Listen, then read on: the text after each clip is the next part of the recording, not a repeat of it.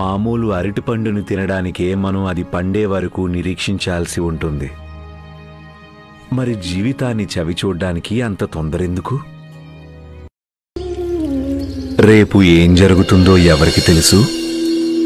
తెలియకపోవడమే మంచిది. కానీ ఎందుకు సాయి? పరమాత్మ చాలా దయామయుడు గోవిందా.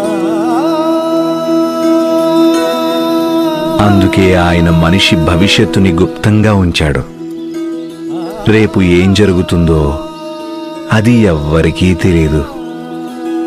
అందుకని మనిషి వర్తమానంలో సంతోషంగా జీవించాలి. నమ్మకాన్ని, ఆశని మనసులో ఉంచుకోవాలి.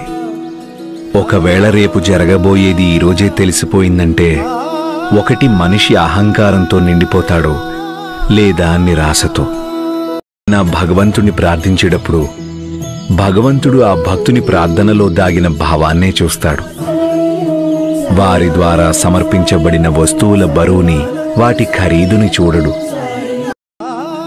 మనిషి అయినా లేక ఆలోచనైనా ఒకసారి జన్మించిన తర్వాత కష్టాలు అనుభవించక తప్పదు. ఎలాంటి కష్టాలు సాయి?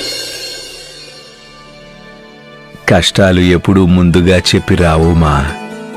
కానీ గుర్తుంచుకో, సహనం, నమ్మకం ఉంటే ఈ బాధల్ని పోగొట్టుకోవచ్చు.